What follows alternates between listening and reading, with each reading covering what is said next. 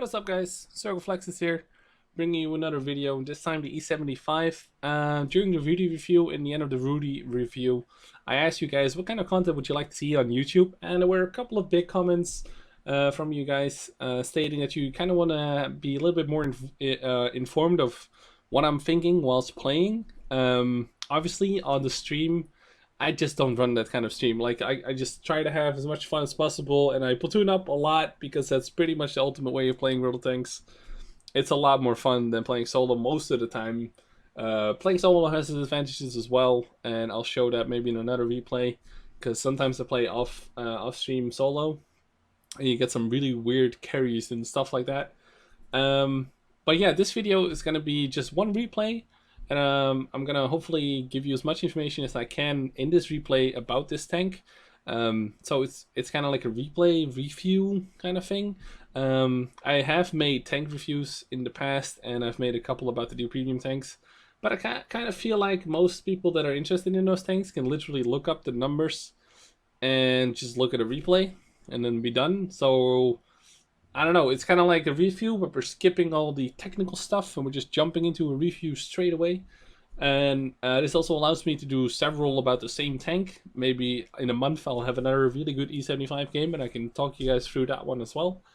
So I don't have to like make one review and call it a day. Hopefully it's a bit more unique than what is out there right now. This is going to be the first time doing something like this. So I might just skip over some things that I find too obvious, or overly state something that might actually be really obvious to most of you guys. So just hang in there. Hopefully you guys will enjoy content like this. Like, if you do, let me know in the comments. Like, seriously, I read all my YouTube comments. And this is also kind of where I had the idea from in the comment section of the Rudy review. So something like this. I have two more replays to show you after this, if this is really nice. Like, I can show you another Rudy carry solo. And I could probably do the same with the Cromwell B, where we kind of carry the tier 8 game. Stuff like that. So yeah, here we go. We're going to just jump into it. Hopefully I can inform you guys as much as I can, let you know my thought process a little bit. That said, I might repeat myself a little bit during these videos, just to well, do my best to inform you guys, I guess. So let's just go. We are obviously in the E75. We are fighting on Fisherman's Bay. Obviously we're tier 9. We're kind of like in the middle here. There's 4 tier 10s on both sides. They have batchets and 50Bs. Sorry, my excuse. We have 50Bs and batchets. They, on the other hand, have an I7 and a T57 heavy, so it's obviously going to be better for them to fight in the city with that lineup. They also have a Conqueror, an E75, and an M103. So they have a bit more heavies. Being one of the few heavies on my own team, because 50Bs don't really count, me and Snooze are going to go into the city and try to defend that as much as we can. Here I see the Yak Panther. It's kind of a, not really a good shot, but it's like, I have, you know, why not? We have the time. I actually do hit him, but I think I hit his gun mantlet or something and we bounced. It was a bit of an awkward angle, but you never know. Sometimes RNGs just let you have that damage for free at some point. So Snooze is to my right if you look on the minimap. And it's basically me here. The T-34 and the T-44 are way behind us. I see the E75 coming up. I'm not spotted yet, but he is, so he backs off. I didn't get spotted there, it was interesting. I was kind of like halfway in a bush, but hey, still, I'm a heavy tank. But whatever, we'll take it. So I'm just sneakily kind of waiting here for the I-7 to show up so I can shoot his lower, you know, below his spaced armor here. So he's not really showing up, so I'm gonna check if there's something around this corner. Maybe an M103 we can shoot at. You know, taking a good look at my minimap the old time. So looking back to, oh, and there we have our friend again, the E75 I7. So that was like half a snapshot. It looked more like a snapshot than fully aimed, but it was like a half a snapshot. We hit a side. I think I might have tracked him as well. The T-34 shows up, then has enough pen to do some serious damage to our E75, but I try and angle as much as I can, and that was pretty much perfect. He hits my side and I'm not over angled, so that was a pretty easy bounce still. He's all down there, and I'm trying to hit his the last part of his hull that is still exposed. I think I might have hit his turret there, but it's a ricochet nonetheless. Trying to stay angled as much as possible, trying to coax a shot a little bit by going backwards and forwards. He finally shoots, only hit my tracks. I try to aim a bit more to the cheeks of his turret. I think I hit nothing there, just rubble. I'm actually not entirely sure if I can pen the cheeks of a T-34 with this gun. But it was pretty much the best shot I could have had. I could have gone for the Commander's Cupola, but no dice. So he's tracked there, and I get a really high roll. This gun rolls for 490, I roll for 607 after he was tracked. So that was really good. Snooze takes him out. Obviously Snooze has the 4-shot autoloader. So now we just wait. If you look on the minimap, if I just pause this real quick. If you look on the minimap, there's an E75, a Conqueror, an M103, the IS-7, and a T-34 that just died, and a Panther 88 to the side here. We're obviously heavily outnumbered, and we don't really have any backup from the team right now. The Batjets are flying around in the middle, like they usually do. But odds are they will just, once they figure out that we don't have a lot of numbers here, they will just push us. But really, all me and Snooze can do is hold on to this position. Obviously, I'm in the front because I'm an E75. E75 is excellent armor, especially while side scraping. Even against tier 10s, are going to suffer against this. And we're basically going to try and delay this push as much as possible. But it's going to be inevitable. And if I was in the enemy team, you should probably almost always push in like the inner area here. So by the water. Because on the left side, the people in the middle, the Batjets and stuff, can shoot you pretty easily. There's a couple of houses here, but it's almost always a poor choice to push here. No matter if you spawn north or south, pushing on this line is, like, in my experience, 9 out of 10 times you just get obliterated by artillery, by the mediums in the middle, all that stuff. It's almost never gonna work out.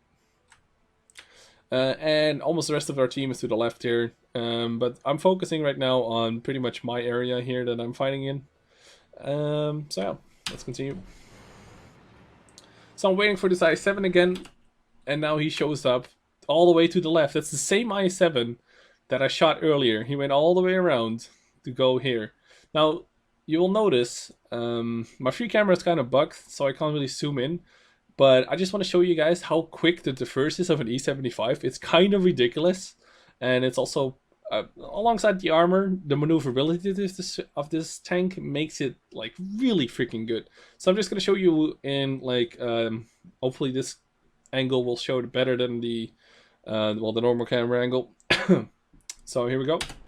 So I turn around. I spotted him like, I don't know, like a second earlier. And I'm already angled like this, trying to like, basically, if you see the end of the tank here, I'm kind of trying to point that towards where his gun is going to be. Because that will usually give me the best armor layout in these blocky tanks. So he snapshots, I don't know, I think maybe in my gun or something? He would have penned, I think, if he just shot the lower plate. The I-7 pen is pretty damn good, but he snapshotted that one. And there we have the Conqueror. So his buddy showed up as well. And he snapshots as well, and I think he hits my side here. It's like, that's never going to pen. Again, if he took a little bit longer to just aim for my lower plate, it probably would have gone through, because the Conqueror gun is really good. But they're kind of in panic mode because they don't know if I'm loaded or reloaded or whatever. And like I said, it's always treacherous to go here because artillery and then the mediums in the middle will just completely murder you. But I'm just trying to do my best to angle my tank as much as I can, to kind of like force them to panic as well. Because the longer they have to aim for your lower plate, the more, well, the more scared they get, I guess. Because then I'm getting close to my own reload and them taking damage. So, as you can see, the artillery just hit the I-7 and the Conqueror at the same time and tracked most of these. And you can hear this by sound as well. You don't even need to look for the visual, you just hear them being tracked basically. That 103 shows up at full health as well.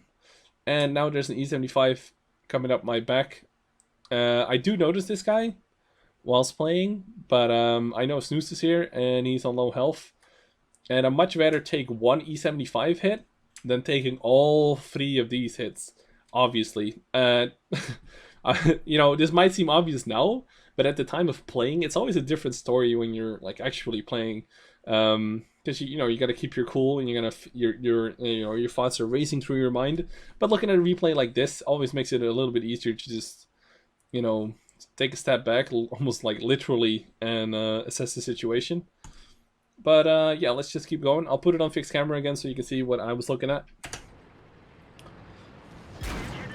So the E75 hits me, takes out my engine, and he rams me and takes out my tracks. And 103 shows up. So that 103 actually took his time to aim and just penned my lower plate. He almost hit my upper plate and would have been a bounce. The E75 was on like super low health, like 300, and he gets taken out as well by either Snooze or the T-44, I'm not really sure. But again, if the I-7 and the Conqueror did the same as the M103 earlier, I would have been on like 200 health right now, and maybe even dead, you know? So, anyway, let's continue.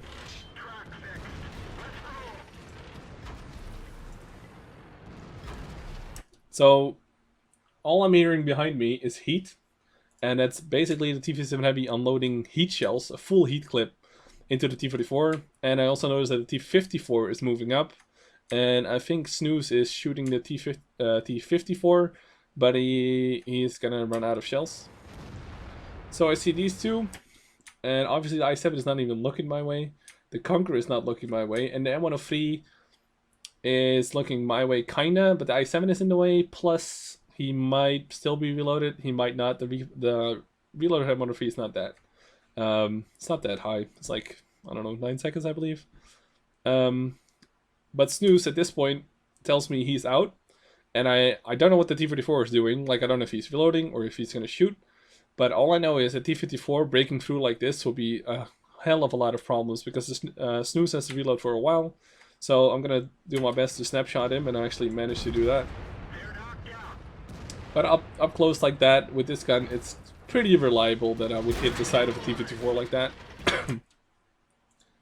So RT hits the M103 and I-7 again, and just as I shot the T-34, you will see that the traverse of the turret and the chassis of the E75 is just absolutely insane. The M103 shows up, and I angle correctly, and he pens. He doesn't even pen me. He shoots me, I think, in the side again, or just my tracks.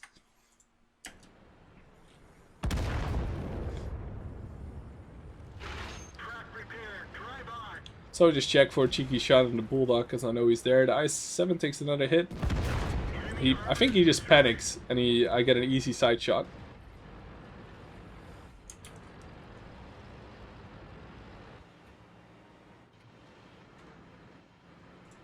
So the Conqueror shows up.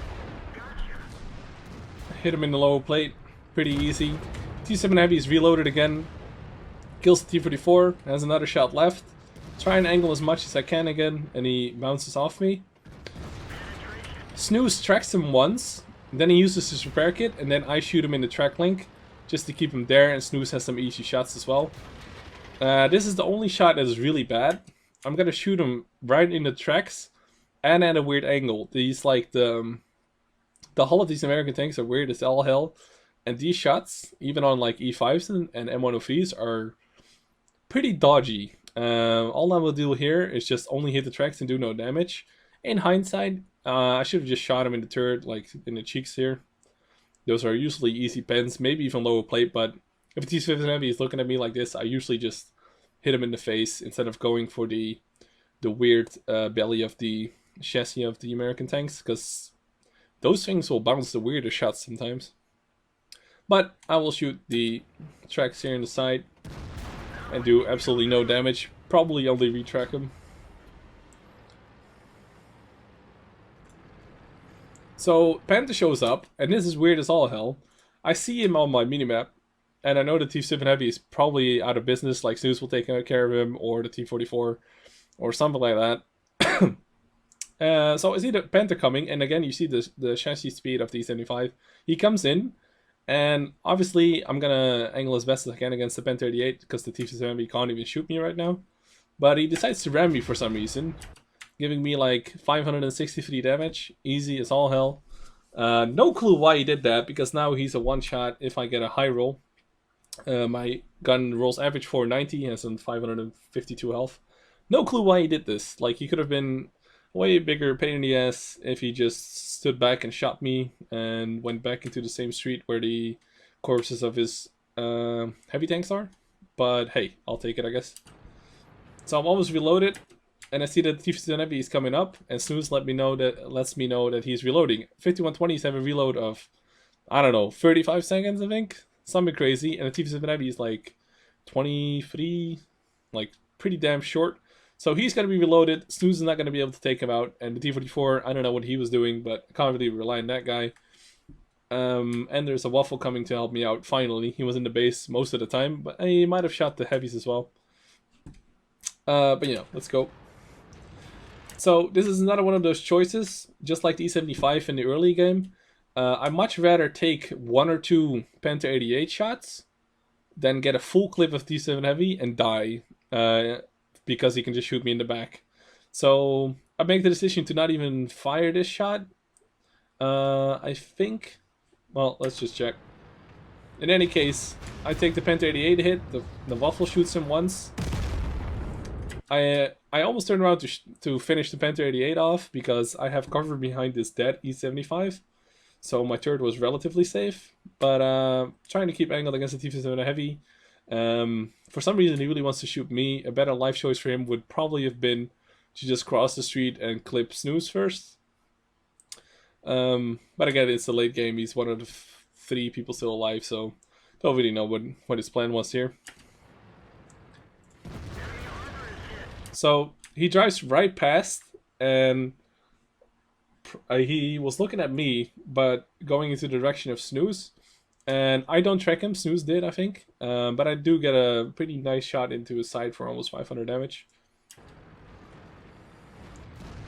So right now I'm just angling as much as I can. I bounce another shot of the same guy. He gets sick of shooting me and takes a look at Snooze, but then the Waffle behind me finishes him off. And that's pretty much game, set, and match. Me and Snooze raked up 5 kills here.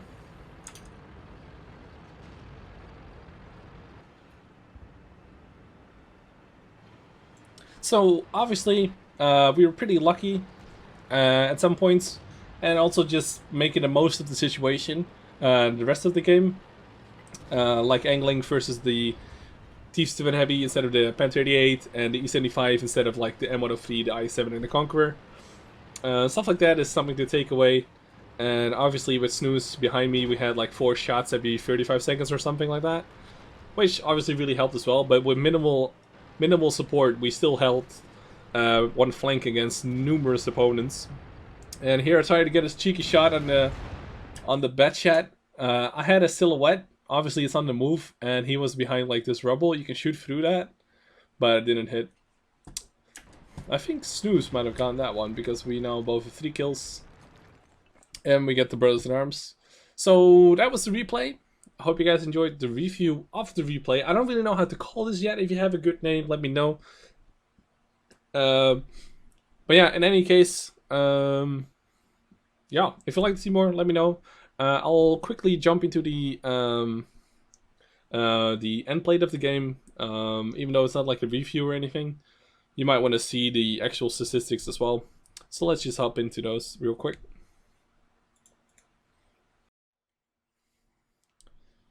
Okay, so the end plate is this. I had to upload it to whatreplays.com, the official replay site, because otherwise I'm going to show you the end plate. I didn't take any screenshots. So you still see the old steel wall, and I'm missing some ribbons and stuff here. But you can still see the XP and the credit gain and stuff like that. It was an ace. It was almost 1300 base XP, 1281. We did almost 5k damage. Snooze is 3500 and got almost 1200 XP. Obviously really well done as well. After that it was only 840 and then 750 and then just dropped off completely. So it was a pretty hard carry. With what we did get some help from the artillery / the Waffle and a little bit of the T-44. I don't know, he fired 1 shot so I guess that was worth. In any case, we fired 15 shots, only 10 pens. I say only because the T-7 heavy shot should have been into his turret and the pen. Overall, a minor mistake. Most of the replay was, I think, pretty well done. But yeah. The entire battle was 6 minutes. We also bounced or blocked by armor for almost 50k against tier 9s and 10s. That's pretty nice. And what else is there to say? We also made almost 40k credits. We didn't fire a single premium shell as far as I can tell. And the consumables, I think I used my repair kit on the engine, so that should be minus 50k as well. Or 1500, I think they're on discount right now. But yeah, there you go. Hope you guys enjoyed this content. I'll probably make 1 or 2 more just to test the waters a little bit, see what you guys think. But yeah, if you haven't already, you should probably subscribe to my YouTube channel. Also, as I've said before in the beginning of this video, my main thing is Twitch. I live stream every day except Thursdays and Sundays from 5 till midnight CET. Roll thanks every day except Tuesdays. Tuesdays I usually play a different game, unless there's like a big patch or a new tank or something like that. So you might want to check out the links in the description below. Facebook, Twitter, and Twitch are down there. Check them out. Would be pretty cool. In any case, guys, hope you guys enjoyed the video. I'll see you guys on the live stream or in another video. Take care, everyone.